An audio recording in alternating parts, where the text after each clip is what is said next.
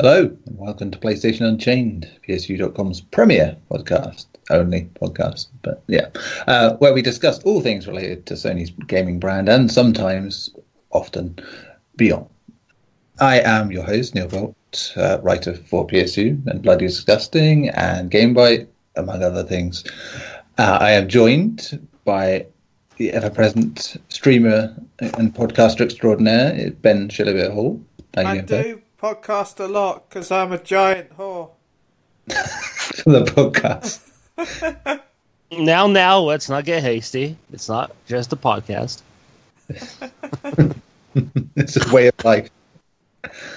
How are you great. doing? Yeah, not bad. Busy week, but got through it all right. Just like, yeah, feel like you're going to tap out at the end of it. Like, I've had enough. My neck was like killing me because I was sitting on a sofa with a laptop just slightly below me, my line. So you're straining your neck very. So yeah.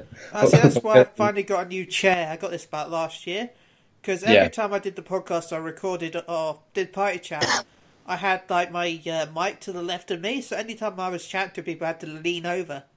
All right, yeah. So I got sick of my back aching after about a couple of hours of playing. So.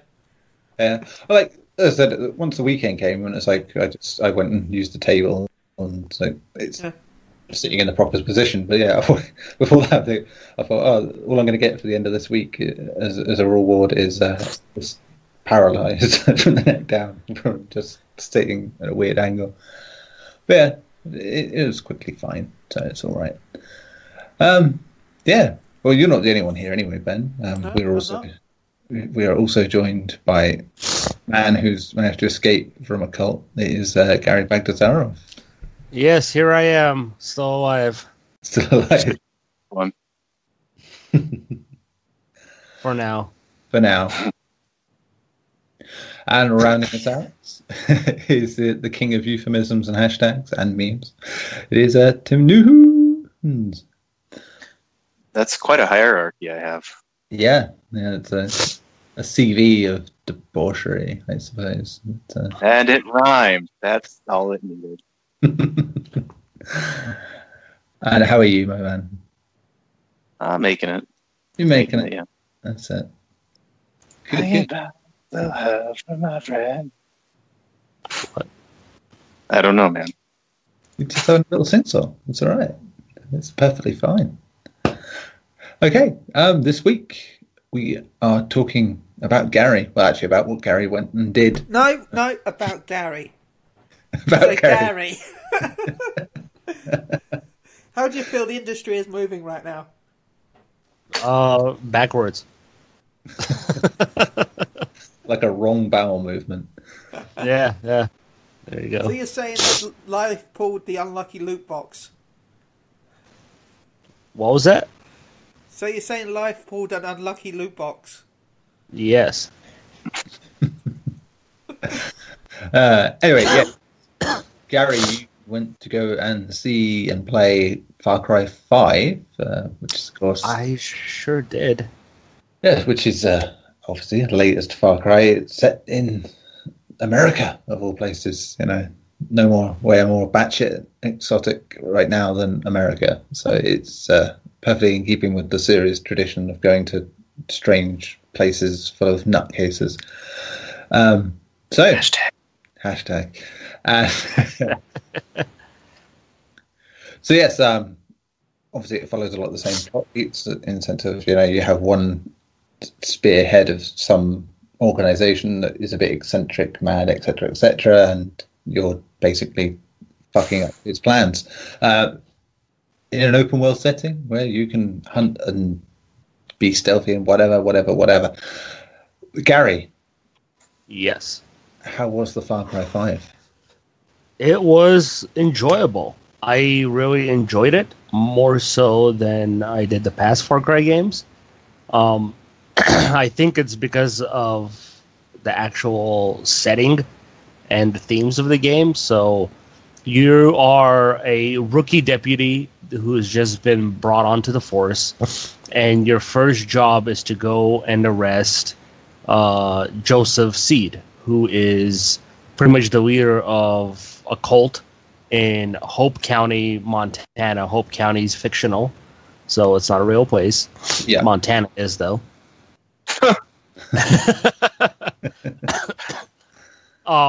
And so you, the sheriff, and one U.S. Marshal go into this compound to arrest Joseph Seed because a video leaked online of some people who visited the county and recorded footage of Joseph Seed's cult pretty much forcing people under fire alarms and torturing them into joining their cult.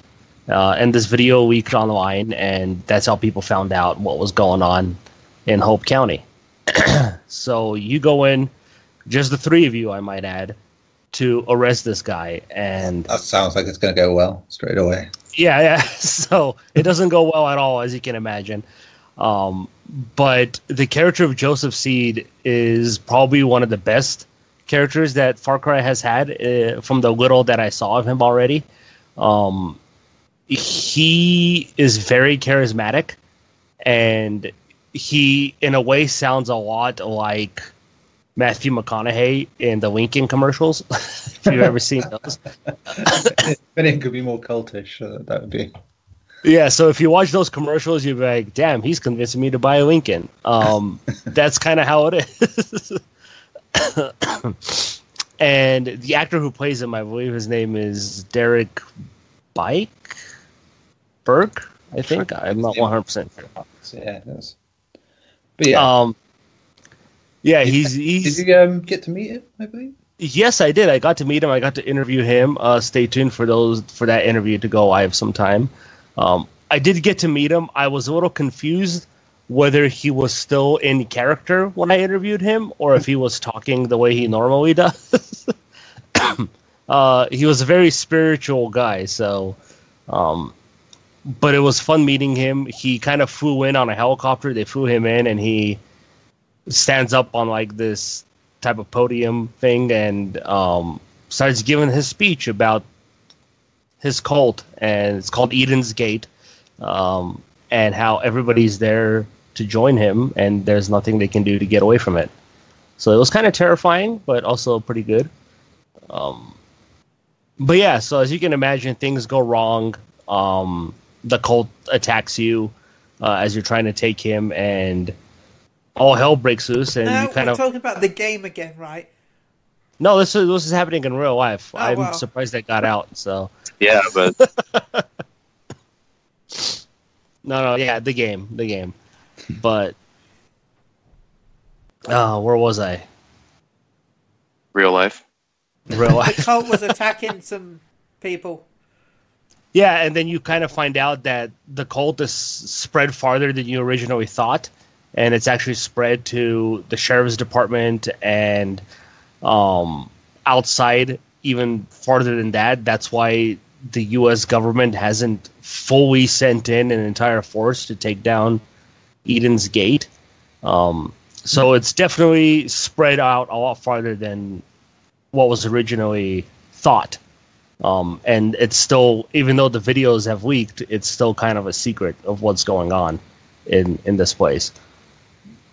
But yeah, very much enjoyed the setting. Like I said, Joseph Seed, I think, is a very compelling character. I hope he stays around throughout most of the game, unlike a character like Voss, for example, from 3, where he was promoted to be the main villain, and then halfway through, he wasn't. Yeah, in fairness, who do you remember after all of this? Yeah. Not the main villain, but he was the source of much of it, which was... Yeah, he was pushed really hard by Ubisoft. He was on the freaking cover of the game. So, but yeah, this one, Hope County, very beautiful landscape.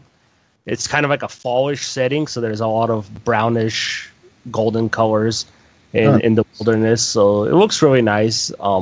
The thing that kind of bothered me, and I know it's kind of like in a Far Cry type of thing that franchise does, where like the opening sequence was so serious and actually and a little bit terrifying. And then like one of the first missions you can do in the game, or that we were able to do, was go rescue a bear called Cheeseburger. And the reason he's called Cheeseburger is because he used to eat a lot of cheeseburgers. He loved them. And he got diabetes, so he's no longer allowed to eat them anymore. So he's strictly on a fish diet now. And he's been captured by the cult. And you rescue him, and then you go fishing with him. That was fun. That's a bit of a departure from a serious opening. That's for sure. Sounds perfect to me. I want this game even more now. Yeah, and you can get him as a comrade. There's a lot of comrades you can get. Boomer the dog is also a comrade. You've probably seen him in past videos. And the comrades just kind of follow you around. You can tell them to go in and do whatever you want. It was quite fun. At one point, one of the guys who was at the event sent his comrade into an outpost, and he just killed everybody there without sounding an alarm. So it's like, oh, I don't even need to play the game. They can do it for me. But yeah, co-op was fun. I got to play a little bit of co-op. I don't know exactly if it's drop in or drop out because they kind of had it already set up for us to do co-op. Heard it's supposed to be very much a drop in, drop out sort of situation. Yeah, but I guess one of the things that we noticed is if you come into my game, for example, all the progress we make doesn't cross over into your game. Yeah. So you don't have to do all that stuff all over again, which is a shame, in my opinion. But that's normal, though, isn't it? I mean, if you're doing the same missions at the same time, I think it should cross over into your game. There are a lot of games that don't do that, right? Like you have to go in and do it for somebody else, and then have them come in and do it for you. That seems pretty commonplace. Yeah, like Monster Hunter in a way is like that. All the Soul games, yeah. But you still get progress growth with Monster Hunter. You still complete your quests if you're on somebody else's mission. Huh. Well, I don't know. We never really got to see the end of co-op because they kind of just like, okay, co-op session's over, time to move on. And they just switch it over to a new game mode. But the game, once again, has a silent protagonist. Your character doesn't talk, but it's fully customizable. So you can make your own character, male, female, change the hair styles, whatever you want, outfits. Well, you've sold me on the game now. Yeah, that's all I needed. That's all I needed. Customizable character? Yeah, I love customized characters with co-op. Yeah, I don't know how big it's going to be. Like we were given a good amount of options, but I'm hoping there will be more. I think there is probably like 12 or 13 different hairstyles you can choose from. So it was pretty good. Of course, you can also buy more costumes in shops and stuff like that. Clearly, there's going to be specific costumes based on other games from Ubisoft's universe. Yeah, they like doing that. Yeah, we kind of encountered some from the shop that we couldn't buy, unfortunately. But what do you guys want to know about Far Cry 5? I'll answer whatever questions you guys have. I assume on a mechanical level, it's very much the same sort of thing we've been used to in previous games. Obviously the same, outposts here, do this, that, and the other. In a way, yes. There are no more watchtowers, though. The way you get information about the world now is by rescuing civilians captured by the cult. So you rescue them, and they give you a piece of information, but they don't have all the information. So you get like a piece of the puzzle, and then you got to rescue more people to get the whole story of what's of like the locations in the area.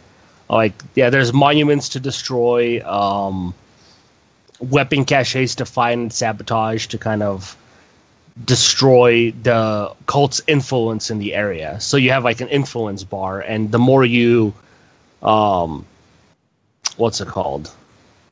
remove the cult from a certain region, that influence changes to the resistance that's resisting against the cult in Hope County right now.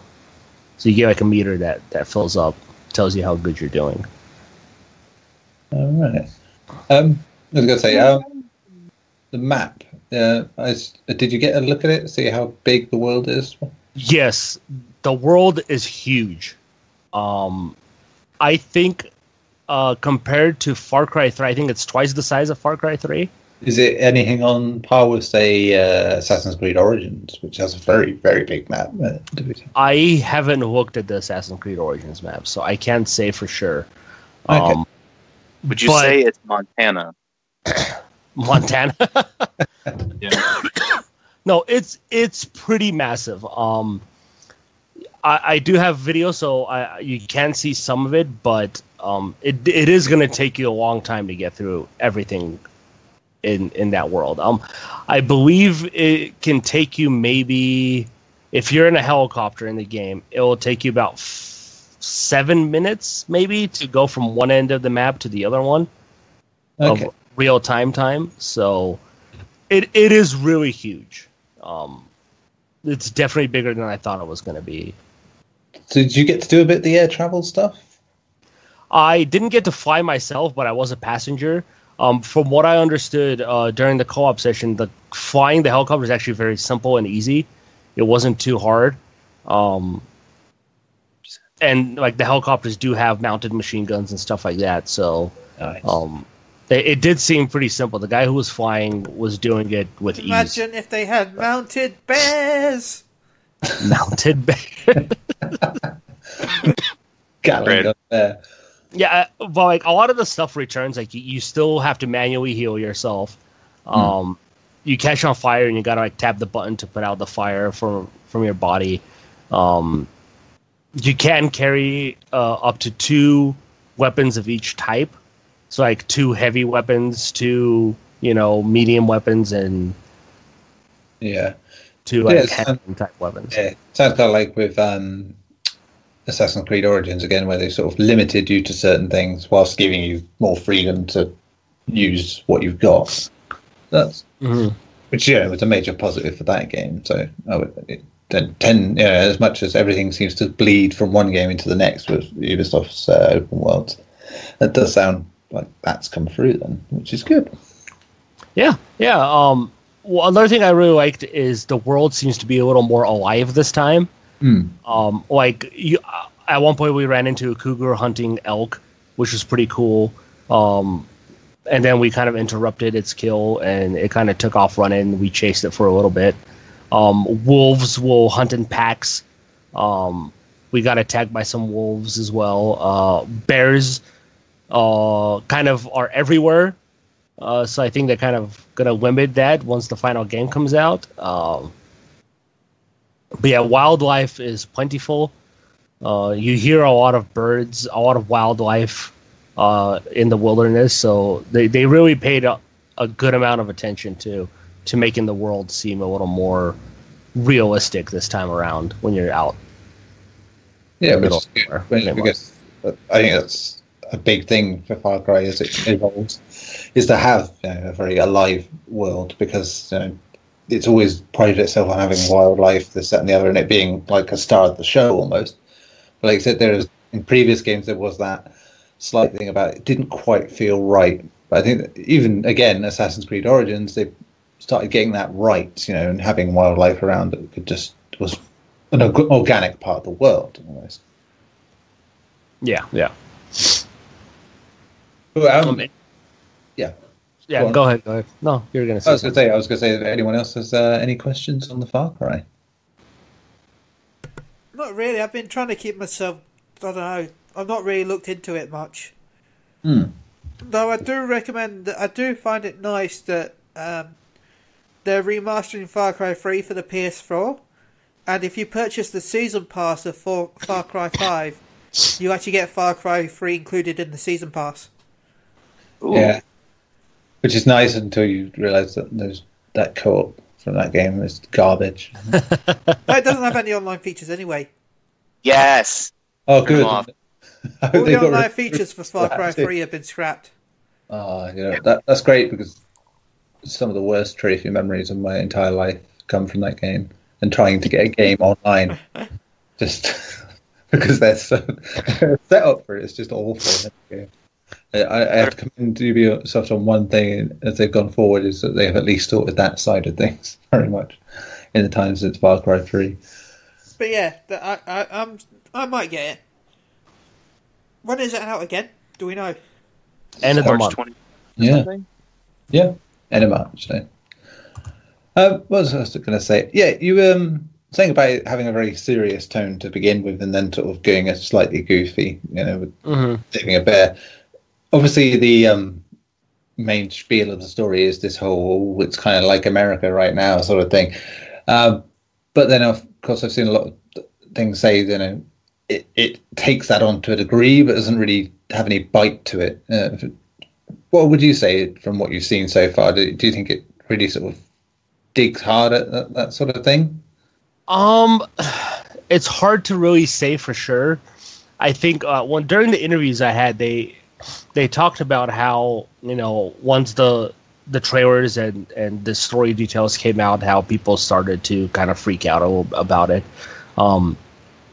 They said clearly it obviously like affected them, but it's not something that they were really, I guess, focusing on, because the story and ideas of it started way before all the stuff that's been happening lately really came to pass. So they I'm not sure if they will admit to changing anything from the obvious attacks that they've gotten from people and all the criticism and the pushback. But from what they've said, it has affected some members of the development team, but it hasn't really changed their stance on where the game is going to go. To me, it still feels like a Far Cry game, just in a different setting. Like, they said that they've always wanted to do a game in America, but they didn't really know how to do it, simply because most of America is populated with big cities. That's why they kind of went with the cult thing. And it really kind of went from there for them. For me, I never really noticed that big of a like I said, I don't feel like the game is trying to push an agenda one way or another. I think it's a game that they just wanted to make, and they kind of stuck to their guns without letting real world stuff really affect where the development is going with it. Yeah, I think the only other thing on that is just, I think obviously you mentioned about people being forced into the cult almost. It's like, do you see that in the way that the cult members are in any way, where so far that they seem hesitant at all to have to fight? In the game? Well, yeah, in the game, like, a lot of people are against the cult. And pretty much the way they do it is they had, like, I think they went through 4 different occult experts to kind of help them build this, cult in the most realistic way that they can. And the way that Joseph C. does it is he kind of uses some weird psychedelic drug to kind of loosen a lot of the senses. So he drowns them in water first that's filled with these chemicals, and then it makes them super lucid, and then he starts, talking to them, convincing them how shitty the world is and how it's going to destroy itself, and Hope County is the only way that they can survive. He's building bunkers all over Hope County, so when the world kills itself, they will survive, essentially. He's not necessarily building a cult to go to war. He's building a cult to survive the apocalypse that he believes is going to happen. And one of the things that's really cool is he's preparing for there to be resistance against this cult. Clearly, people will try to attack him. And one of the cool things that they really talk about in the story, at least, is you going in to arrest him was the first thing. Well, not the first thing. It was the one thing he was waiting for, to finally have a reason to act on whatever it is their plan is. They haven't revealed what the major plan that he's planning to do is. But essentially he'd been waiting and waiting. He didn't want to make the first move, and the United States government essentially made the first move against him. And that's what he was waiting for. But what his end game goal is, it's still unknown. to me. So I mean, that's good in a way. You want to have that sort of hanging to actually play in the game fully. So yeah, and it's not just him. He does have his own immediate family. He has 2 brothers and a sister. And how much their info, like they pretty much control parts of Hope County. So you kind of have to liberate those counties before you actually really get to him. Climb the towers. Okay, there's only 1 tower in the game. It was the first tower you climbed, and you were told, "Don't worry, I'm not going to make you do this all over the county." Yay! When they make fun of their own stuff, then they've been listening to people. So yeah, I mean, I have to say, in recent times they've done decent iterations of that. It's like Ghost Recon. It had towers, but they were never a part of the unveiling of the map. It was basically go past wherever and you'll unveil it. And then Assassin's Creed Origin, where it's like, yeah, you had towers you climbed to sort of, but you could see the map anyway once you were around it. It's just that it would show you extra things. But then the climbs were always really fun. So yeah, I like that they've addressed that whole tower thing, and made it either an in-joke or done it differently. But Far Cry 5 does sound, I don't know, it's shaping up nicely in terms of a Far Cry game. I think the one thing that does concern me is that it's trying to have this message of showing this cult thing and how well effectively it will do that. It's certain aspects. The actor's name was Greg Burke, right? Yes. Sorry. Brick. I think. Sorry, Greg Brick or Reich. Yes, he's been in a few of the Saw films, if I remember rightly. So it's a brick house that he lives in?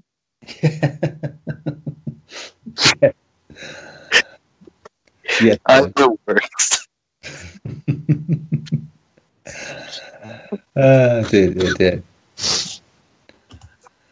So yeah, it's good to hear that it is taking on a lot of what Ubisoft have done well with the more recent games. So, and he's weird. It used to be an in-joke about Ubisoft games just taking being the same game but in a different way slightly each time. But it really is kind of like that, because so much of each of these games is in the next one.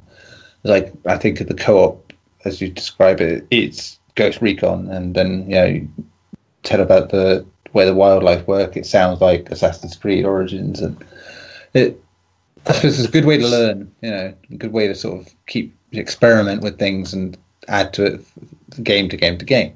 Just obviously, when you see the same alert meters for every single game, it's a bit because literally Ghost Recon, Assassin's Creed, and Far Cry all have the same enemy alert meters. Where they have that little weird bow shape that comes up and sort of fills until someone sees you. Yeah. Go on. Sorry. I was going to say there's a lot of small details that I really appreciated in that game. One of my favorite ones is one of the co-op missions I did, I was supposed to go hunt down the psychopath who burns people alive, and sometimes he kind of feeds like parents to their children without telling them. He's really messed up. But I was able to use a bow and arrow in this mission, and one of the cool things is like when you hit an enemy with a bow and arrow, like I hit this guy in the chest, and like he grabbed the arrow and he tried to pull it out. Wow. And it was like and it happened again when I hit the guy in the knee, or in the leg at least. He like grabbed it and he tried to pull it out, and he got wounded. Small things like that were really cool to see. But one of the things that really bothered me, and I hope they kind of work on it, is like you can wound enemies, and what happens when you wound them is like this icon will appear in their location where they are, telling you that they're wounded, and like this timer, like this like stamina bar will kind of tick down until they die. Okay. And it pretty much allows like the enemy AI to go in and revive their teammates. So in a way, it was nice to use to kind of lure enemies to them. But the problem came when I had wounded like 7 enemies, and all I saw were like icons covering my entire screen of wounded dudes. And I was like, I really hope they kind of work on that, because it really takes away from the immersion. Yeah, I mean, that's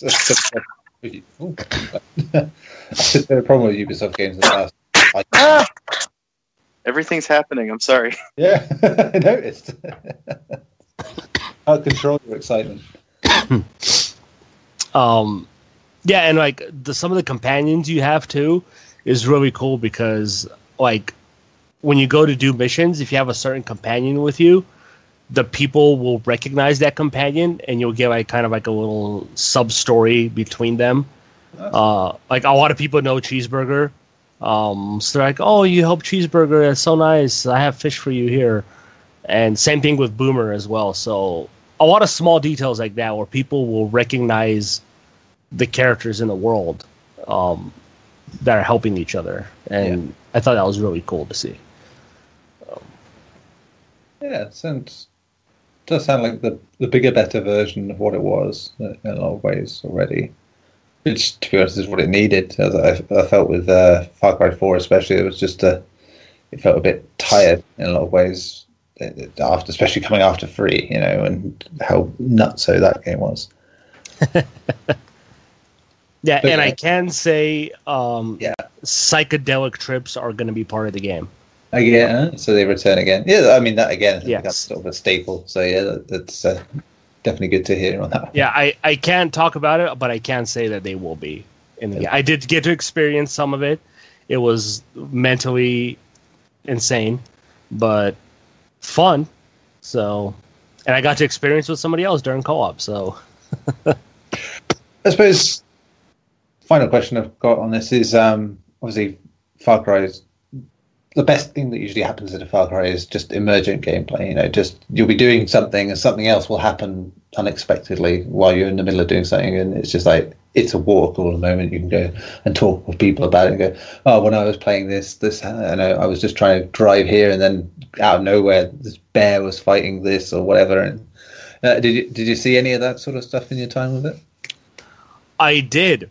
I wasn't able to capture it because they hadn't started recording my footage, but pretty much what happened is I started on the road with my companion, and there's just this dude driving by on his van.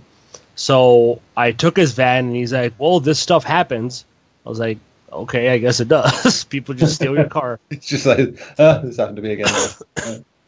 So I get in his car, and as we're driving, a cougar just runs in front of the car, and instead of hitting it like an idiot, I swerved out of the way, went off the cliff, the car exploded, and I died with my companion in the car.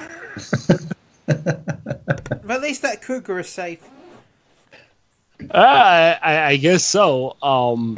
There's a part where we saw a couple guys riding an ATV, and we wanted those ATVs because we didn't want to run where we were going.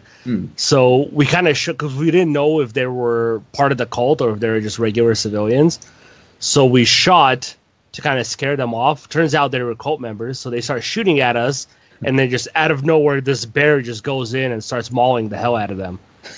Just came out of nowhere. It was great. And then my teammate decided to, in order to get rid of the bear, instead of like killing it like a normal person, pulled out a rocket launcher and just blew up the ATVs, killing the bear with it. So that was fun. But there's definitely moments where random stuff will happen. You'll see in one of the videos that's gonna go up soon. We were hunting down the guy who's burning people alive. I always forget his name, which really bothers me. But I'm fighting, and I melee punch this guy. All of a sudden, out of nowhere, some dude falls from the sky on fire, lands right in front of me, and I'm like, what the hell is going on? There's like a helicopter blowing up. Another helicopter comes in to try to defend the outpost, and I'm super confused of what's happening. I take out my bow and arrow. I pop the dude in the face. The boss that we're supposed to kill with my bow and arrow right in the face. I don't even know if I killed him. Apparently I did. But yeah, there's definitely parts of the game where random stuff will happen. And I'm really excited to see those things. I hope it's... Well... No, a lot of it was... The bear thing was definitely awesome. Because we were at a severe disadvantage because we had close-range weapons, and they're like shooting at us with Uzis and stuff. And then here comes this bear out of nowhere. He's mauling away. Excellent. That was fun. Cool. So yeah, obviously your hands-on impressions on PSU as we speak, and videos are going up shortly after this goes up. So. There is going to be another hands-on coming up on Tuesday. I can't talk about this one, but should be good. Well, actually, I can. It's going to be about multiplayer and about arcade mode. Ooh. That's all I can say. So okay, so yeah, look forward to that on Tuesday. Excellent. So yes, that concludes this as a part of the podcast. That was our main feature. Thank you, Garri, for that one. Thank you. Would it be okay if I ask a question? I feel like this is just me being thick or unknowledgeable about the game, but I'd like to ask one question, if I may. Go for it. Okay. And this is I'm pretty sure this is going to be common knowledge because I'm going to feel like an idiot. Even thinking about it makes me feel like an idiot. But every trailer I see either has like one side or the other with this conflict going on. So are you part of this like insurgent team, or are you part of a group that's being converted, or does it end up being both? No, you're part of the resistance against the cult. Is what you are. So when all shit breaks loose, the sheriff kind of vanishes. We don't know what happens to the sheriff, but the U.S. Marshal gets captured, and you get rescued by this old guy who's kind of been watching the cult for a very long time, and he's kind of been preparing for this kind of war that's to come with the cult. So he rescues you, and he kind of tells you, hey, you got to start... you can't make any outside contact because everything is kind of jammed up and you don't know who you can trust outside the county now. So you pretty much have to build a resistance from within Hope County and rescue the people that are still resisting the cult and kind of fight with them against Joseph Seed and what he's doing. Okay. So when you say you get rescued, does that mean that you end up getting almost indoctrinated by this whole process too? No. It's during this huge, massive chase sequence where you're being chased by the cult as you're trying to get away from them. Yeah, because they're trying to capture you, so you don't get out and inform the correct authorities, I guess you can say. So. Okay. What? It's just funny. You say correct authorities. I don't know. It just sounded funny to me. Because like there's a part in the scene where he gets on the helicopter's microphone, Joseph Seed, and he's like, everything's fine here. And then you hear the responder who's supposed to be working with the sheriff pretty much acknowledge that she calls him the father. That's what they call him. And anybody who's part of the cult call him the father. So it pretty much tells us, oh, she has been working with the cult this whole time.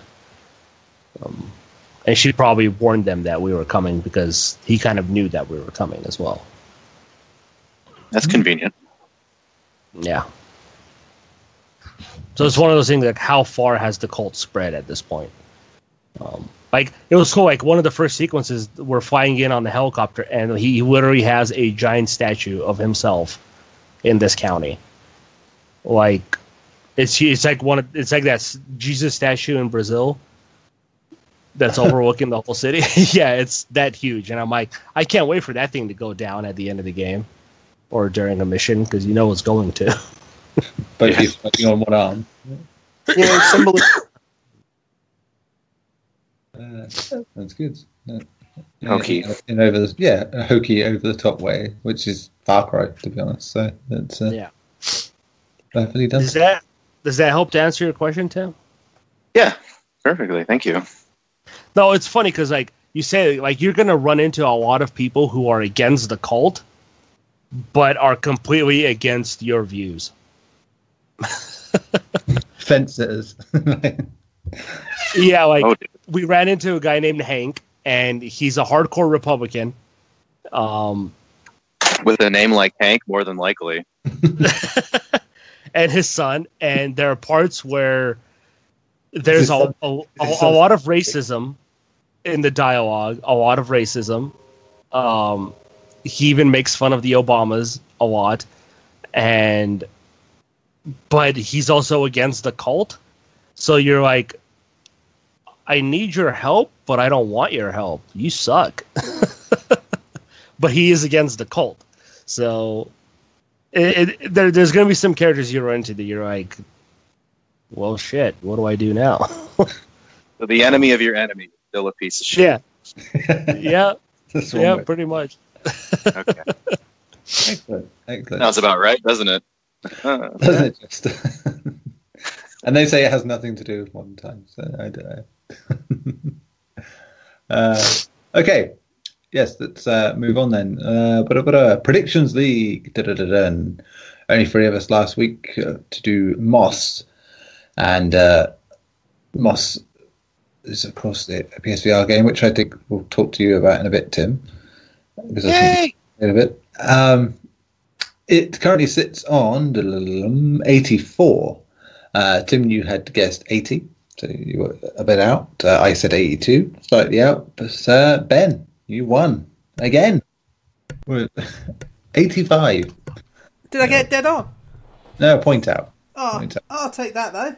Yeah. Not bad. I mean, so that means myself at the bottom still. Garri and Alfonso and Tim on 2, and Ben out on 5 now. Yes. Yes. We got to play on 2 somehow. He's been playing dumb. I am the leaders. This week we are doing Scribblenauts Showdown, which is out on Tuesday. You wouldn't know it, but it is very much going out. Wait, is anyone reviewing that? I might have to put my name down. It's not. We've asked for it, but we don't know yet. It's our dear boss has been stuck in another country all week, so thanks to weather conditions. So that is out next week. Ben, as you are the correct guessee from last week. 78. 78 for the Ben. What about the Tim? Well, considering I know very little about Scribblenauts, I think I have plenty enough to say about that game because I'm an expert. I'm going to say... I'm just going to default with 69. 69 is the score of choice. Good choice. I will say probably somewhere 80. You Garri. bastard! I love this one. I think you just cue it so that when he says something, you just start screaming. It's not even Garri. He's just got recording set up. He just presses a button. Yeah, the Garri soundboard. God damn it. I hate this game as number 2. You bastard. So Garri. Number 3. Did somebody guess 79 already? No, 78, 80, and 69. Nice. 75. 75. Excellent. I love Scribblenauts, so Yeah. but they've never been high-end games, so they're fun. I don't remember any of them actually getting a high score. Ever. Oh, the DC one did. That was fun. I think, but they were by default mostly on Nintendo stuff, so people were like, they gave it a pass because it's on a Nintendo machine. Because everything gets a pass on a Nintendo machine, it seems. Like, I noticed that with a few games that re-released on there recently. Just like, people are like, oh, I've never played this game before. It's amazing now. It's like, this is a game that got like averages of 7, 8. But it's amazing now, guys. Amazing. So yes, there was that. In other news, of course, last week we did Chili's Clueless Wrestling Predictions Season 2 opener, in which the Elimination Chamber was on the line. In the kickoff show, it was Gallows and Anderson against the Miz Taraj. Ben and Tim both said Gallows and Anderson. So did I. There you go. So we all did. I think we won that one together. So we all said it. I don't know if we won or not. Maybe, possibly. Maybe, possibly. Yes, we got a point each because we all got that right. Next up was the Raw Tag Team Championship, Bar versus Titus Worldwide. Ben said Titus Worldwide. Tim and myself said the Bar. The Bar won. 2-1 to me. The Bar. Hook and Matt Hardy against Bray Wyatt. I think, yes, Ben, you won this one because you went with Matt Hardy. So, whereas we did not. This is following Neil. This is what I get. Yeah, you should follow me for some reason. Yes. Well, now you say that because the next match is Asuka versus Nia Jax, and I went with Asuka, and you both went with Nia Jax. So 3-2 to me. That was no, because of course Asuka won. You, Gary. You bastard!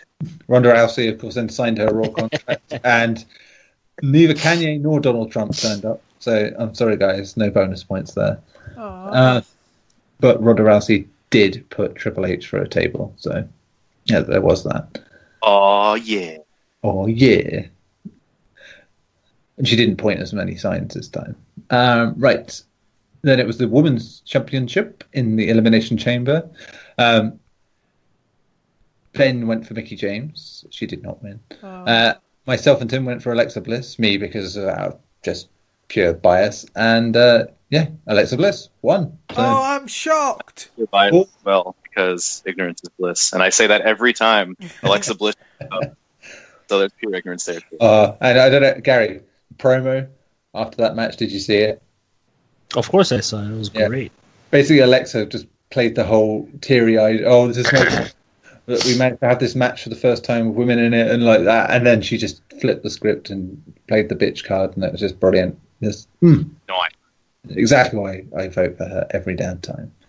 Then we went into the final match of the night, the men's elimination chamber, where Ben said Elias would walk out champion contender, I should say. As did Tim. You were both wrong. It was preordained in the stars that Roman Reigns would win, and he did indeed win. So the end result was 5 points to me, 2 points to Ben. I will take 2 points. And a snort from Tim. That wasn't me. Who was that? You didn't even give me points. Little me, don't give me points. I hate you. You're not an official contender, so that's why. Sorry. That's the way it goes. Next time I'm just going to... That's the way the cookie crumbles. The crumble cookies. Cookie crumbles. Crumble cookies. Cookie crumbles. Tell you what, Tim. What we can reward you with is time. Time to talk about a game we were just talking about not long ago, Moss, which you played a bit. Thank God. I thought you were going to say Metal Gear. I was going to say, I thought you were rewarding him, not punishing him with the worst sin he could possibly imagine. Wait, why is that the worst thing? What, I don't know. Metal Gear Survive? Talking about it? Oh, Survive. Yeah. When you said Metal Gear, I'm just like, Metal Gear in general. I'm like, okay, I can do this. No, I'm talking Survive. I can do this. I can do this. I feel great. Yeah, I'll take a shot at it. And just like that, the tables have turned. So yes, you've been playing Moss. JP, of course, reviewed it for us earlier this week and gave it a hefty 9.5, saying it's one of the best PSVR games out there, basically, as well. How do you feel about it so far, Tim, in your time with it? I would make that argument. And while it has a few flaws, and I've only been playing a couple hours, it has a few flaws that have showed themselves, but that game is so goddamn charming. All around. Oh my God. I remember reading his review, and he said that Quill could be PlayStation's newest mascot. And I mean, as much as I like that, I think it would need a little bit more than a VR game to really be in that niche. Yeah, but very few people, relatively speaking, have VR compared to a PS4. Oh, I gotta tell you though, just because of a lot of reasons this last week, I was looking at my VR headset, which I had disconnected because I just got a 4K TV and didn't want to reduce my resolution because of my shittier HDMI cord that goes from my VR box to my TV. But I did, And the whole time I was thinking about this, I went, man, why can't this just be a regular game, like a regular PlayStation 4 game? So I put on the thing, realized that I don't have the USB plugged in, pissed and moaned for a little bit, and plug that in, put it on, and load up the game. And like everything kind of just opens up into this humongous open library. And I'm just spinning around because libraries are pretty much the reason I live. And then I look down and there's this book, and I open the book and it starts telling me this story about Moss and things like that, and all the circumstances leading up to the point where she is introduced. And within the first couple of moments, yeah. It's called Quill, isn't it? I think. Yeah. The mouse. Yeah. Quill. Yeah. Little Quill. In those first moments, like when she comes onto screen, you see this hawk fly over and she hides. But where she hides is where this like quote like key to power is, and she finds it, and that key to power ends up being a resonating medium between Quill and you. Like, you are the power that she needs. Like, you are the entity, like this all powerful being. Like, you're basically indicated as God, and she looks up at you. And it's this heartwarming moment where you and this avatar are connected. And it was in that where all those USB and the stupid resolution things, I completely lost all that. And I was just totally taken in by this game within the moments of just this. It was such a cool thing. And I went, there is absolutely no reason how this game could be anything but a VR game. That sensation right there. Excellent. That was good.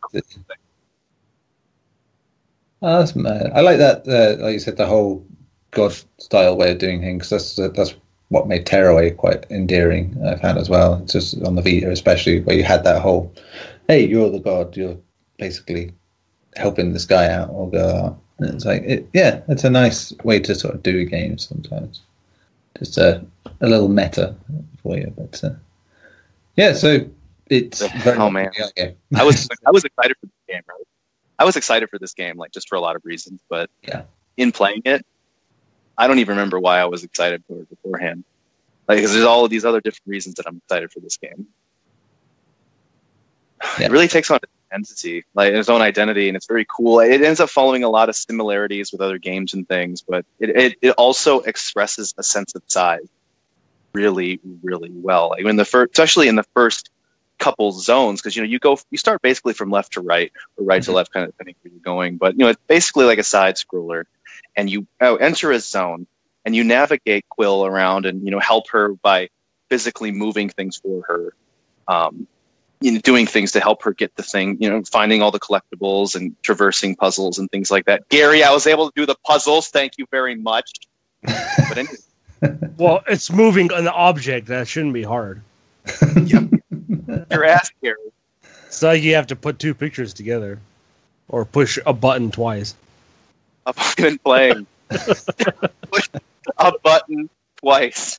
I'm really you think so highly of Gary. This is why I'm joining your community. Woohoo! But it ends up. I totally forgot myself on my own tangent. I hate you, Gary. This is your fault. You're talking about puzzles. Oh God. You don't play puzzles. But yeah, you end up just going right, and it pains off into the next section. But in these sections, there it is. But in these sections, what's so cool, especially in these early ones, is like I mentioned the size thing. That you're walking around, like the first big thing that really, you have trees and things like that, and that's whatever. You see these rusted weapons along the way, and like the first glimpse is of this axe, and it's on the right side of the screen. You start on the left, and you kind of just come across it, and you go, "Well, what the hell is this thing? Why is this here?" And it's it's just like it would be like a regular axe to a mouse, so it's big. And you go into the next screen, and you see a bunch of swords shoved into the ground, and then it kind of goes off into the ocean, or not ocean, a body of water among trees. And there's just a bunch of swords in the ground. It's, it looks like a warrior's graveyard. And it kind of starts to, up the ante on what's going on. And you see warrior helmets here and there and things like that. And there's even one scene where you're crossing going across this little stick to, go over water. And I ended up going into this little thing to try to find the secret. I can't remember exactly what they are, but it's one of the collectibles. And I went off onto this little ledge to grab it. And the moment I came out of it, I hadn't even noticed it, but there was this deer in the background, and it's huge. And it lifted up its head and looked at me. Like, oh shit. I thought it was just like trees or whatever. I wasn't paying attention. So it lifted its head up, and I freaked out. But then Quill looked up at it, and it looked down at Quill, and Quill just waved at it. And there are just little touches like that in her animations. They have so many of those animations, just very, very relative to little moments, and it's very cool. So is the world built to her size then? Like, is everything massive to her because she's a little mouse?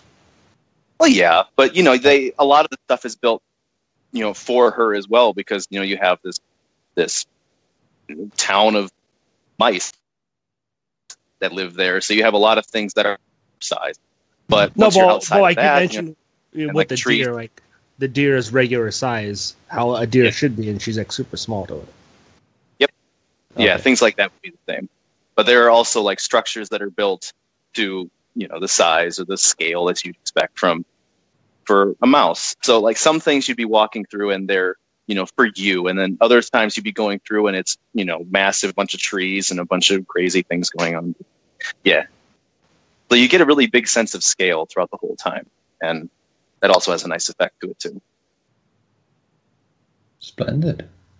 Does sound good. It's one of those things that does sound like something you have to play in VR to really appreciate it as well. Just what you really need out of anything VR based is for it to sound like it suits the medium perfectly. Oh yeah, they definitely took advantage of it, and as I got along.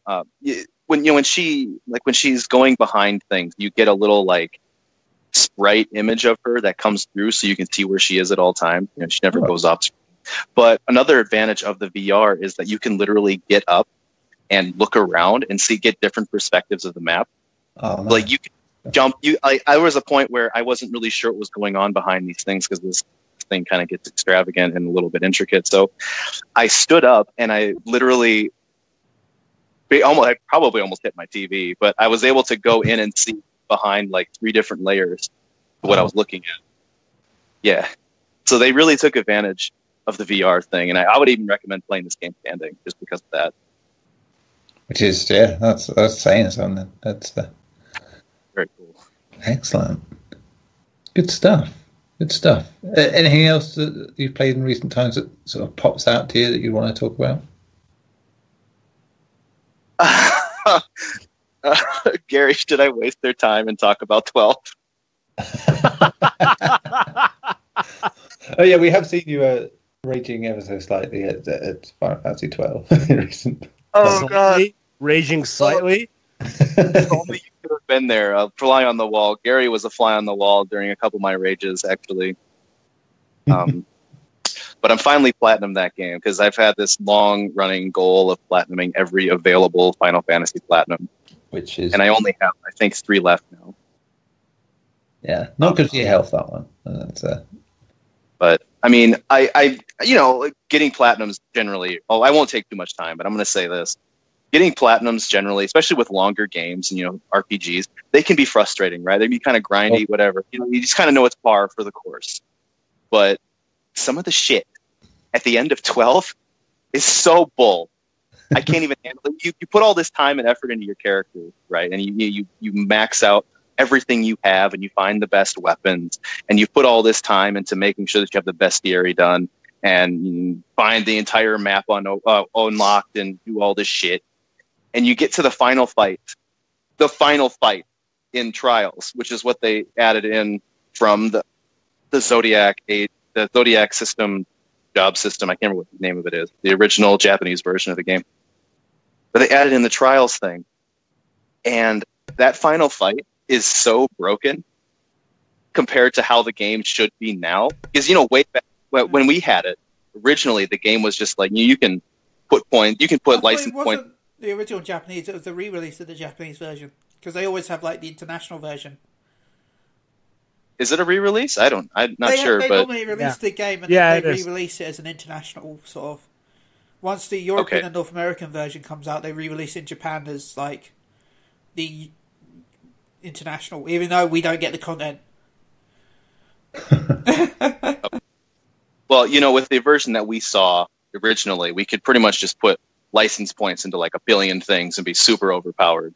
Even though there was no variety in your characters, all of them were gods, right? But in this one, you can only do like 2 isolated license boards, so you only have a peak of your stats and your abilities and things like that. So you can only go so far, and I get that there's a challenge in that, right? But if you're going to be giving us boss fights that were meant for those god mode characters that we had back then, go to hell. And the only way to beat that fight, from what I understand, if anybody else can do that fight organically, you're way better than I am. But the only way that I was able to figure out how to do that fight, one of them was from Garri, which is just using this item that does a ton of damage to them over and over and over until they're dead. Yeah. And the other one is cheesing it by using this this summon that does this massive amount of damage each time you use it. And you just have to cheese it, because you basically make it so that your summon, Zeromus, only has 1 HP and use its special ability, which does 5 times the amount of damage it's missing, amount of health it's missing. So it's like 180,000 damage to each one of the 5 characters. Cheese it! Cheese it. Yeah, you have to super cheese it, because they're always throwing elixirs on each other, and they have an infinite amount of them, I guess. And every one of them does super crazy damage and combos. And the WIM glitch from Fantasy 7. Bullshit. Long and short, that platinum was bullshit, because the last of it ruined everything I enjoyed beforehand. But I'm done. Totally done with that game now. I wish you didn't have to fight Ruby and Omega Weapon at the same time. That would have been fun. I'm looking forward to that. Mega Weapon. 7! I haven't played 7 yet. I need to do that. I've never played 7 before. You should play it, so I'm get the excited. platinum. No, I plan on. I also plan on dating Barrett. That's like my first goal. Go for that, Barrett. But yes, that's about it. Excellent. Cool. Ben, anything fresh in the recent times? Well, I've been playing the Yakuza Kiwamis. Oh yes, you entered the world of Yakuza. Which is, it's how have you been finding that? I keep getting distracted by everything. I was like, okay, I'll play it. He said streamed it last night. I thought, oh, well, I'll play it some. We lost someone. Okay. I'm still here. Who dat? Oh, we've lost a Neil. The Yakuza was so powerful it killed Neil. It's what you get for messing with the Yakuza. Anyway, I played some Yakuzas. Yeah, it's definitely a lot of fun. I don't know if it's as hype as people seem to think it is, but I've definitely enjoyed my playthrough so far. How's that? What do you mean? I don't know.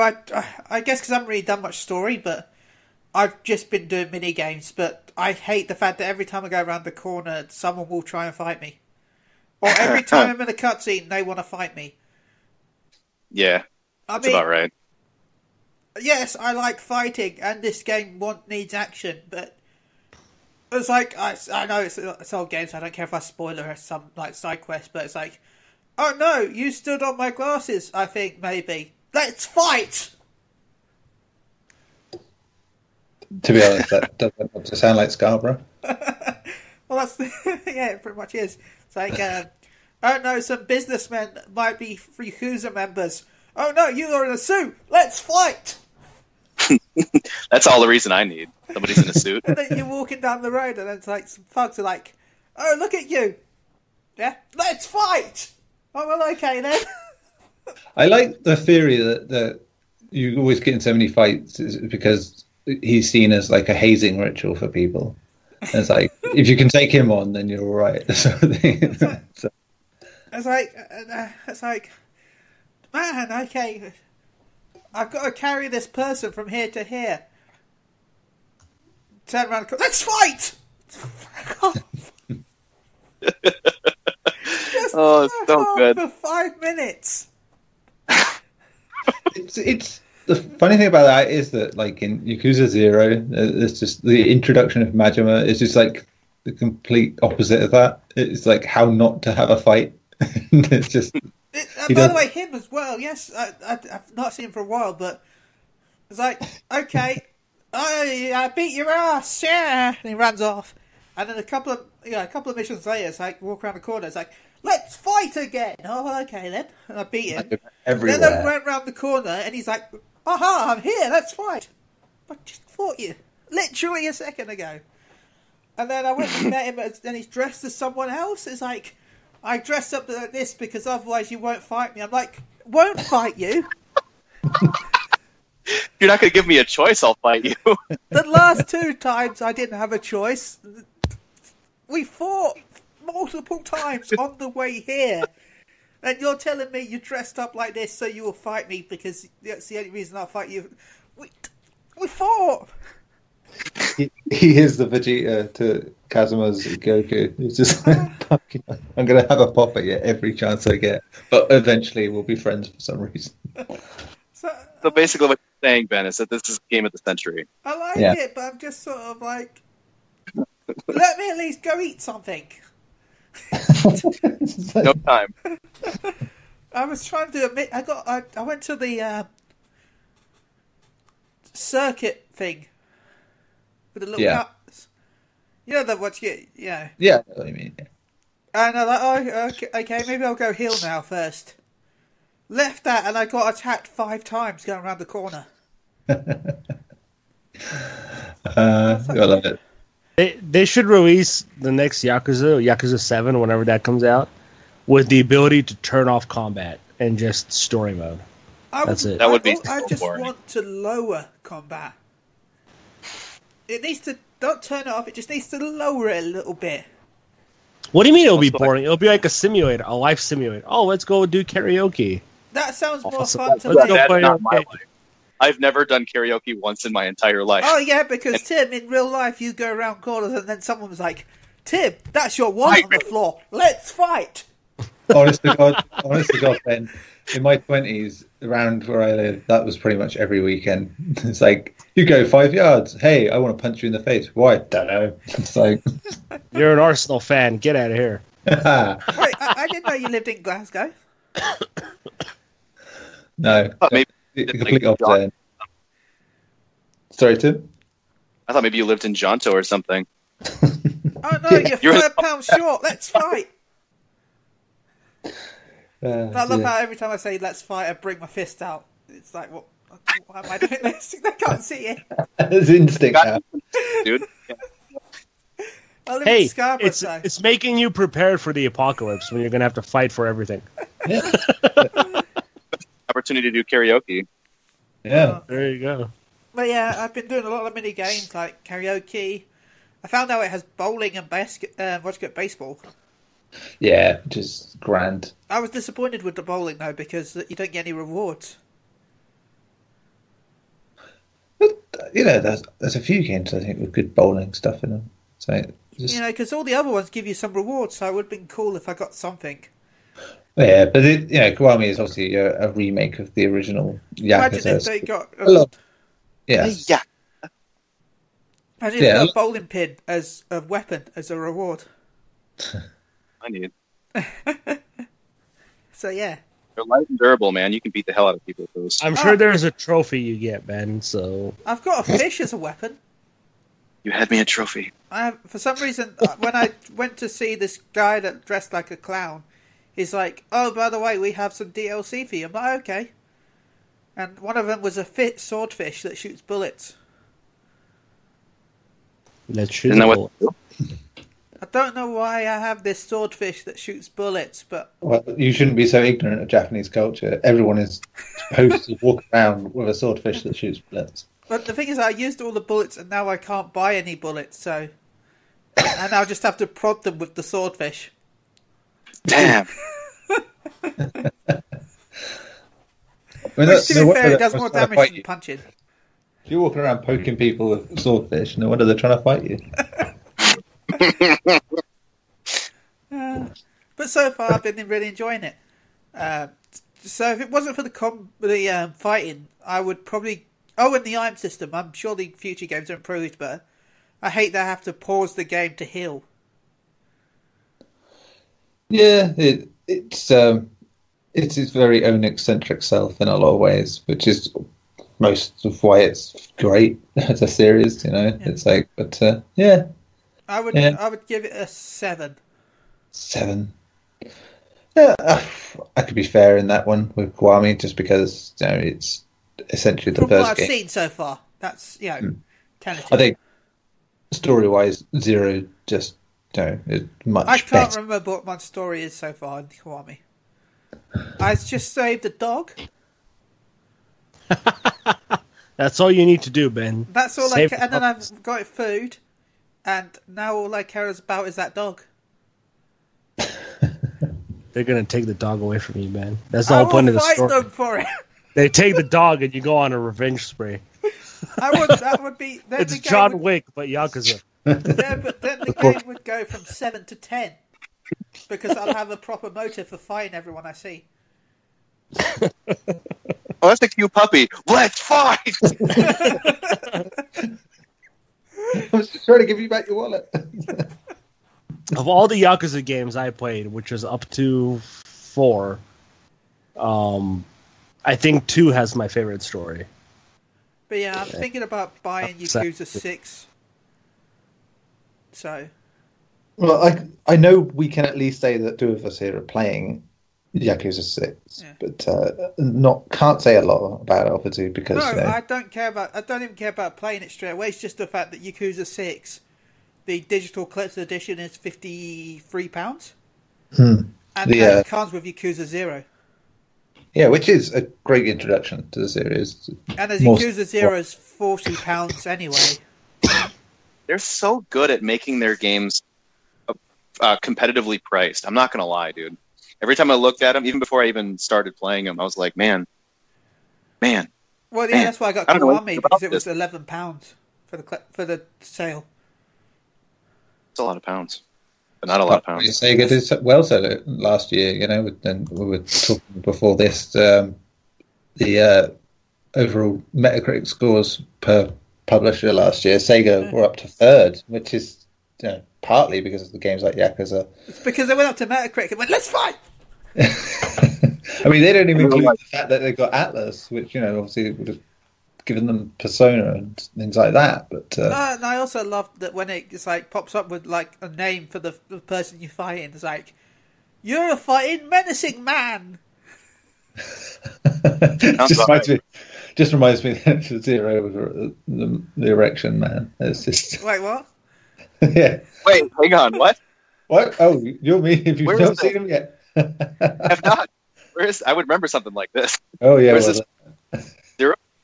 I don't know where he turns up. He just turns up. Yeah, but it's like it's just like not just a random fight, but they all have like categories. Yeah. It's like, you're fighting scared man. Oh, okay. It's fantastic. Thugs. Together they make Yakuzas. It's like, what? 6 now has an advantage because it has Beat Takeshi in it, which is big time, to have him in a Yakuza game. So yeah, I'm happy there. But, and I'm not that good at the karaoke because I get distracted easily by the pictures in the background. They should make you sing the karaoke. That's how it should work. Button presses just don't do it justice. Yeah. Oh, that would be amazing. What exactly is common knowledge about 6? I guess my question is directed toward minigames right now. Well, pathetically speaking. Well, we know what we can talk about. For instance, say because we have published a couple of things on it on PSU, such as the fact that you can play Puyo Puyo and Virtua Fighter 5. Whole Virtua Fighter 5? The arcade version. So it's basically the arcade game. That is such a tantalizing thing because Virtua Fighter 5 was honestly the last fighter I've enjoyed. Yeah. Thoroughly enjoyed. I mean, it's not my favorite Virtua Fighter, but it's still very good. It's Wait, they have the brand new Puyo Puyo Tetris? No, it's just Puyo Puyo, but it is aesthetically speaking, it looks exactly like that game. Puyo Puyo Tetris. Do they still have all the old Sega arcade games there too? Oh, because it's a more modern setting, it's obviously got more modern games in it. So it's Damn it! Wait, so the two. Do the other ones have more games in? Because right now this one only has the weird porno rock, paper, scissors. Whoa, that's all you need? What is this complaining, Ben? I never want to hear this. I'm not complaining about that. I'm just saying that Eddie has that and the grabby thingy. Wow. Oh my god, I don't need anything else. Let's put those two games. Horns, rock, paper, scissors game. The UFO catcher and the porn game. That's same for kids. Oh, well, yeah, 6 has its live webcam stripping minigame, which is which we've reported. And yeah, it's Yeah, but does it have porn trading card games for kids? Sorry, I just remembered about that. What world do you live in? I think you're playing a different game, man. Have you come up to the bit in Yakuza 0, anyone, where like a kid asks you to buy porn for him, and the whole mission is just you trying not to get seen buying porn? It's just like from a vending machine, and it's just like, what the fuck? And I've definitely been playing the right Yakuza game. I'm talking about the trading cards where they like wrestle and stuff, but in bikinis. I'm just saying, every Yakuza game has something like that in it. It's like, it's man, this is the time to be alive. Honestly, because I'm really actually ashamed now. In hindsight, I'm super ashamed that I never played the Yakuza games before. But this is the perfect time to get in it, because right now, with my Now subscription, I will have access to basically 0 through 6 with only missing Kiwami 2. And 3. 3 is on Now. Yeah, 3's on Now. Is it? Yeah. 4 and 5 on Now. 4 and 5? I didn't know 3 was on there. Yeah, dude. They added that when they added 4. 5 was on Plus as well, wasn't it? Yeah. So, which I like what 5 does with some of the story stuff, but it's just so fucking long-winded at the beginning of that game. It's just a shame, but you know why at the same time. So that's, I don't know. I from what I've played of Yakuza 6, which I think is probably about as much as you, Tim, as the beginning bit. It's like it goes in deep straight up. So yeah, so far enjoying it. Look at that. We talked a lot about Yakuza. That's a spoiler alert. Kazuma's in it. He's in it. Oh my god! How you spoil it for me? I mean, and he has a skinhead at one point, which is like odd when you always see him with his spiky hair. Yeah, I saw him like, who is this guy? And he's like, oh, hang on. When did Tom Brady cut his hair? But his hair gives him his super strength. People want to fight him because his hair is so dank. God, could you imagine if you had to play that section? The section they don't show you, of his life at that point. It's like it would just been every walking step would have been a fight. That would honestly make sense, though. Yeah, it's like hey, it's that guy that put us all in here. It's like, let's all kill him. Like, yeah, just 10 hours of needlessly having to fight everyone. So yeah, yes. It would be kind of cool, like if they wanted to use that as like a refresh course for people who are just starting at 6. They're like, you did this to me, then blah blah blah. Let's fight. Yeah, it would be a bad idea. But, yeah, so that was Yakuza. Gary, what about you? Anything stick out for you in recent times other than Far Cry? Obviously, you've had that. Not really. I mean, I played Sword Art Online Fatal Bullet. I reviewed that game. Enjoyed it. I think it's the best Sword Art Online game yet. Which isn't saying much. Unfortunately, yeah, it isn't saying too much, but it's definitely a step in the right direction for the franchise. Sure. They changed developers, which is a good thing. They went with Dimps, who worked on the Dragon Ball games for a very long time for them. Yeah, I think the last one they did... What was the last one they did, Ben? Was it Tenkaichi 3? Or was it the first Xenoverse? I thought Xenoverse... Give me a second while you do that. I'll research it. Okay. Yeah, so changing developers helped. The shooting mechanics, because it is now a shooter, because they went to a different MMO game in the virtual world.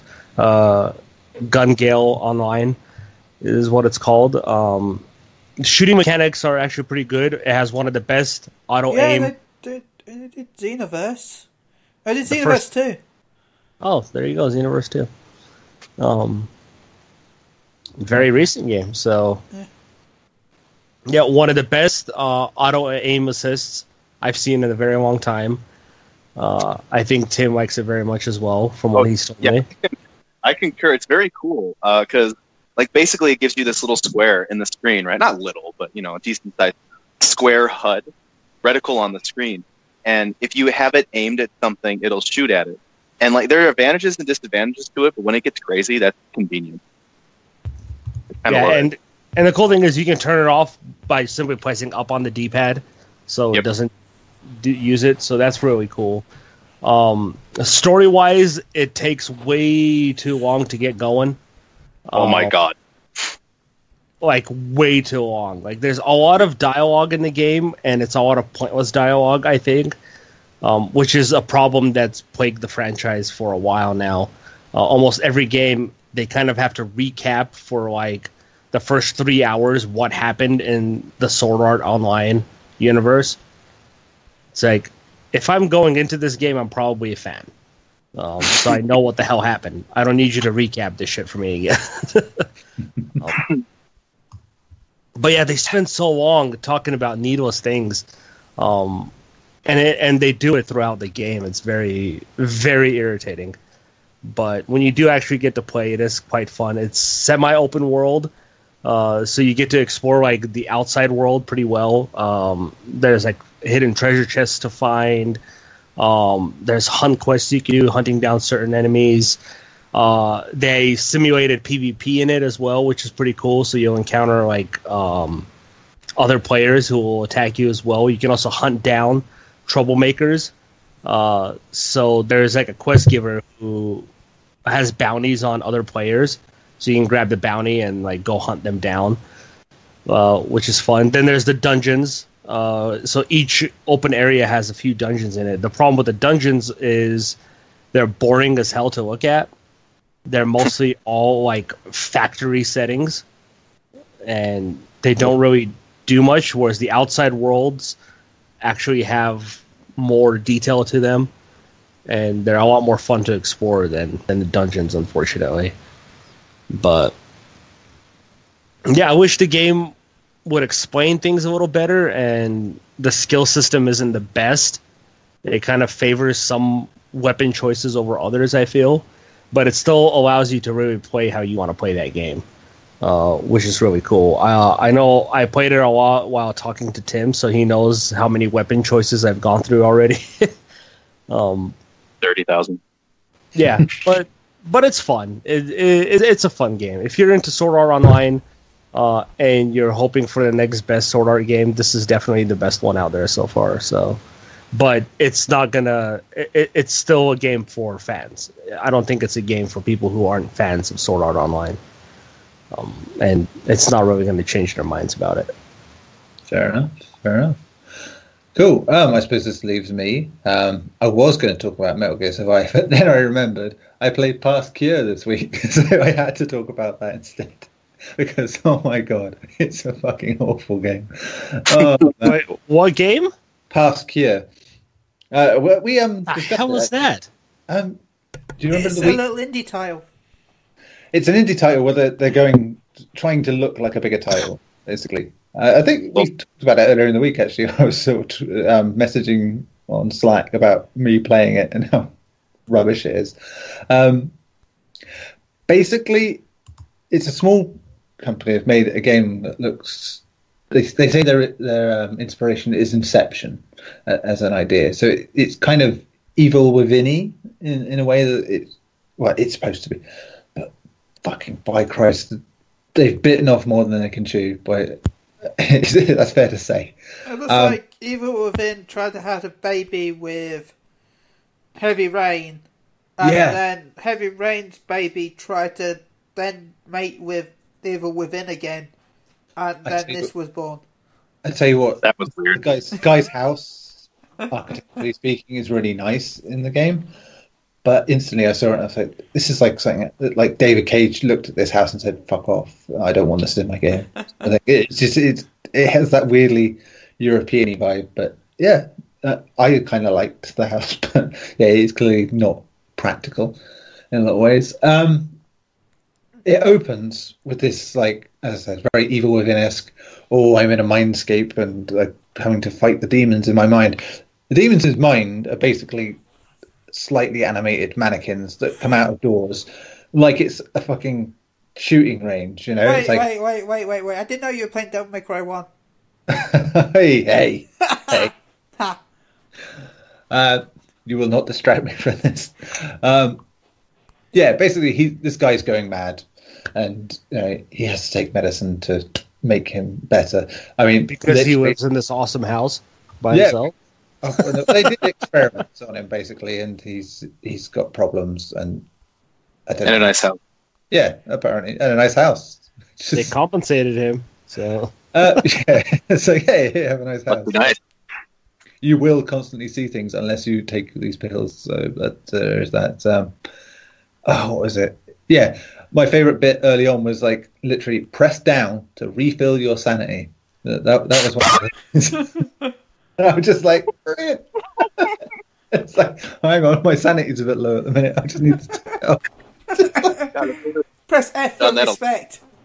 And like, it was followed by a phone conversation between the protagonist and the character. And it's just literally like someone read the plot in rather than having an actual conversation. It's like, hey, do you remember that time where this thing happened and then 20 other things happened, and they go into extreme detail about these other things that happened that don't really have any relevance to what we're talking about, but will have to be a part of the story later. Yeah, I do. It was a great time. So it's just bad dialogue. I was watching some of Jim Sterling's video because he did a video on it, and he did a part of the game where he's like supposed to be choking. Yeah, and he's like, "Oh, I'm choking. The pain. It hurts so much. Oh no! How will I stop this?" Yeah, just like just, oh man! It looks like if I don't move this, if I move this, then I will choke. It hurts. Yeah. The Jimquisition. It's just moments like that where you can't take it seriously at all, and it's just like it wants to be taken seriously so badly. And the idea is really good in the sense of you try and you see it in games like Eternal Darkness or Dead Space or even Evil Within, seeing the mindscape and things going slightly awry because of it. But it's just like the most boring dream you could have, I think. if going insane is literally seeing slightly chalky mannequin men that you get to shoot like you're at the fucking fairground, it's not really you going insane. I just think you work at a fairground and you got bored. It's an odd game. It's very janky as well. So it kind of makes you pity the developer, just because it's like clearly they had big ambitions for this to be something great, but clearly did not have the budget or the know-how. The bullet time in there, it's very Max Payne as well in a lot of ways, but a really bad Max Payne. It tries to take so much from so many games, and it doesn't do any of it right. Just nothing. And just I am thoroughly entertained by how bad it is. It's just you can't have a game be like movies where it's so shit that you can find entertainment value out of it by joking and laughing together, because someone has to play it, and that in itself is not pleasant most of the time. But it is still somewhat through the misery. You're there going, you're almost laughing. It's like going, I can't believe I'm playing this shit, but I'm going to keep playing this shit because I want to see if it gets any worse. And it does. It really does. It never makes sense story-wise as well. This whole Inception-esque story that they've got going never goes anywhere. It's just, there's no coherence to the plot. Oh man, it's beautiful in how awful it is. It's just, yeah. And the AI, it doesn't exist. To be quite frank, it's again why I said it's very much like pop-up targets. They just appear. I'm not joking. In that first scene, it's like 4 doors will shut. they will all flash, and then one will flash red, and that's the door that the enemy will come out of, and they will literally just walk slowly out the door, and you shoot them. Then it does it again, and it did it. That was the opening segment. That's so what you're saying? It's Time Crisis. Yeah, but again, a bad version of Time Crisis because you've got to try and use the wonky shooting and aiming. Oh, it's just they decided that was the way they wanted to start their game. This is our epic opening sequence. It's just like no impetus, no emotion, no tension to it. It's just pick a door, any door, this door, bang, you win the prize. Yeah, it just 6 or 7 times. You are a winner. And then you wake up in your house and everything's not okay, but okay. Oh, it's just... You wake up and you were asleep all along. Yeah, and the guy at the protagonist's face, his whole head, in fact, is slightly off-center from his neck. And it's really, really, really off-putting. Because you can always, no matter what angle you look at, it's like, no, your head shouldn't be like that. It doesn't make sense. It's like, you're the protagonist and your head is worse than any other character in this game. What is going on? It's like, I had to look up if it was like anyone that, like, mocapped it or something who had a head like that. No, it's just weird way it happened. Oh, crazy stuff. I have one question to ask you about this game. Go. Yeah, go for it. You mentioned that David Cage would throw this house away. Are you saying that David Cage doesn't like European houses? Well, it's probably a little too LA, but it was designed by a German studio. You know what I mean? It's that same David Cage trying to do America, but it's still being very European. And it's like that, but a knockoff version of that. It's like... A knockoff, wow. And it's done by a German studio. It's a good thing we didn't review it. We did. Oh, I'm going to review it. I just get ready for some Ewigs. Oh, God, and they're following me. Oh, and the other thing is, I can say, well, actually, I paid to play this, so I have every right to give whatever score I want. Man. I would give it 7. I honestly miss playing games this bad because it's entertaining to actually rip into something and feel very little guilt for it. The whole time you do something awful, you're just like, yes, feed me more. Well, you know, I like trashy horror as it is, and you know that, so the standards when it comes to entertainment aren't high. So I don't mind playing a really shit game if the reason it is shit is just because they've tried something and it's really, really not worked. It's just, yeah. I mean, it's obviously not the worst thing I've played, definitely worse, but it's still very bad. My opinions are very much up and down on what other people think at the minute with games. As I was saying, with, you know, I quite liked Metal Gear Survive. I quite liked Dynasty Warriors 9. Both games that got in the low 60s. This game, 37, I think, is Past Cure, is probably slightly too generous, I think. But, you know, you can understand why. Some people might feel sorry for them and give them a higher score. Then there was that other so game. Good in trailers, though. But it's not. Yeah, but this is it. It's not. It's just. Well, whoever made those trailers should get an award because he made shit look good. Yeah, playing it is a whole different kettle of fish. Oh man, I suppose I want to mention one more game just because again it was not a good game, but I think it's rated slightly higher than that. Is The Station, which is basically like a puzzle adventure game in space. So you go to a space station where supposedly this team was supposed to make contact with an alien race that just happened to appear during some war, and they've all disappeared. And you're there to try and find out what's gone on. And to me, as a concept, that sounds great. A space station, love it. A mystery in that space station, even better. It's made by people who made stuff like BioShock, and it's like, okay, cool, okay, that's fine. Let's play this. It's just nothing happens. It's the most dull sci-fi game I think you could make. It's just the alien aspect of it. You know, it's like it should be a great wonder that we've just found alien life out here, and it's like, yeah, it doesn't really play a part. It's just, it is literally like you're reading emails of people who are working together. Like, no overarching drama beyond that. It's just like, oh, this guy didn't take the trash out, I hate him, sort of thing, and memos to that accord. I just kept waiting for it to go somewhere. Like, it was all like, okay, you're trying to get me to care about these characters. That's wonderful. I get that. And then you're going to hit me with some big final twist or reveal. No, it just kind of ended out of nowhere and unsatisfyingly. Okay, so an entire team was wiped out, but you, a sole person, was sent in to find out what happened? Yeah. That's good thinking. Oh, of course. Clever girl. Clever girl. I mean, I think it's got like an overall rating of like 66. Wanted to fire it or something. I gave it like 4 out of 10, and I just found it heartily dissatisfying, much like I did with Kerbal Space Program, I think, which I reviewed recently. But that was more to do with it's a good game, but the port job of it is fucking shocking. So yeah, that was a bad one. But yeah, there's me. I like the games everyone hates this week at the minute, not the one. You're the anti-Garri. And the anti. Whoa! Why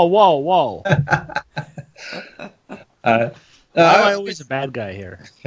I said what I needed to say about Metal Gear Survive last week. I think it's just like, it keeps surprising me, it keeps adding more. It isn't just the zombies, there's more stuff to it.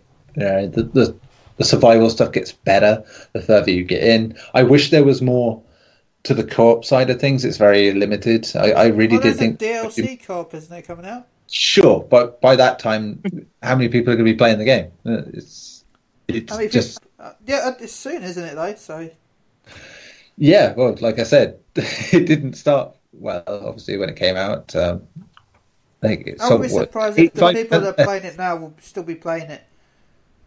85% less than Metal Gear Rising at launch, which is, I know retail is obviously not so dominant then. You know, digital sales.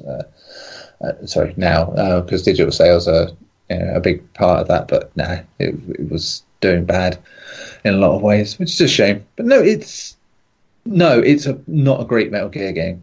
In fact, it has stuff from Metal Gear, and that's great. But it is very much leaning to its survival side, and if you don't like that kind of thing, it's just going to annoy the fuck out of you. But and I must say, even though I'm being a curmudgeon about that game, I'm still blindly curious about it. Yeah, this is it. It's nothing like I expected, good and bad. Because, like I said, I expected to be more co-op focused, because they were talking about, it's online only and all this. It's like, I thought, okay, so you've got to do a lot of stuff together. You can have drop-in, drop-out co-op. It's like, no, none of that, which disappointed me, because I thought it would be like that, like Fortnite, in the sense that you could just have people just come in and help you do these missions at any time. But no, but at the same time, I like the very horror-esque vibe that the early hours give you, where you are literally just scraping your way through. And yeah, it's fantastic in that regard, but it takes a while to get going. It really does. It's like, and like I said, early frustrations nearly made me think, oh god, this is exactly as bad as it was supposed to be. Oh god. But no, it's there.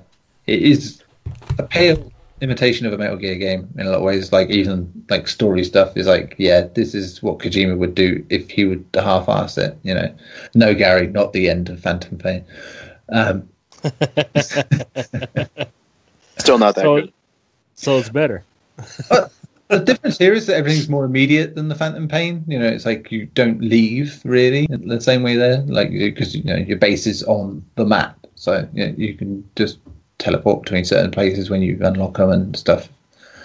But yeah, I can't complain about a lot of it. It's been great fun, to be honest. I've been compelled to play it, which is not always the easiest thing to do with games when you're reviewing them. It's like, you do them up to the point, you do your review, you maybe don't touch it again for a while. It's like, especially for, say, like this, which is a 7 out of 10 game, it still does enough that I'm compelled by it. But then, like I said last week, I'm a sucker for survival games. Hence why, don't think there's been a week I haven't played Fortnite in some way, shape, or form, even before Battle Royale, since it came out. Yeah, all the Metal Gear stuff I need to tell you this week. I was surprised that the comments on the review so far are all like, yeah, okay, yeah, we agree. Yeah, it's not a very Metal Gear game. Good survival game. People didn't give it a chance. So, yeah, that's right. I mean, it's Konami's fault that nobody gave it a chance, but, it's a shame. It's definitely better than some of the spin-offs that have happened. So that's for sure. Right. Not better than your ass. Easily. So yeah, I think we'll be ending it there, guys. It's the other business section, obviously, now. So, Tim, how do people find you and things you do outside of this podcast? My window is usually open, so they can find me that way. The other decent way where you don't have to actually leave your house and find where I live is to go online, and you can pretty much find me anywhere as @Timborelli, except for PSN, which is Lost Snake. 3S, one word. Fantastic. Garri, what about you? When you aren't joining cults, what are you out doing? How can we... I'm starting them. Starting. Yep. And you can follow my greatness at Gaglaush. That's GAGLAUSH. Oh, God. Fantastic. That's also where you can find. He's indoctrinated. Slowly but surely, it's being taken over by the cult of Garri. The cult of Bagdasarov would be much more catchy, I think. So it sounds legit. Right, Ben, what about you? You usually have a few things to say at this point. You can catch me at, I want to shout to Klaus Nightbringer at Phoenix Down. We recently did a Fantasy 14 podcast on glitches in Final Fantasy games. So go check out Phoenix Down Radio. It's live now. That's like the zenith of everything you do. I know. It was like, oh my god, that's like everything I can.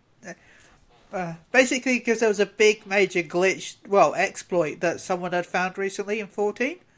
Yeah. There's squadrons where you can take AI characters into dungeons with you, but to help you out, because the AI isn't that good, instead of your normal limit break, you get a limit break called Ungamax, which increases all the damage of all your party members, including the AI. But someone found out that if you made a macro that did /AC Ungamax, you could use it outside of squadron dungeons in content where you're not supposed to use it. And considering the fact that it buffed everyone by 50% in every stat, it made certain things a little bit broken. They've recently responded to... you can listen to all of this in Phoenix Down Radio. Basically, they fixed it recently because of how broken it was. Look, yeah, that's exactly. Square Enix phoning us up for talking about too much. That's Gary's cult line. Square Enix is calling. Hey, can we get in on that? 121, Garri, cool.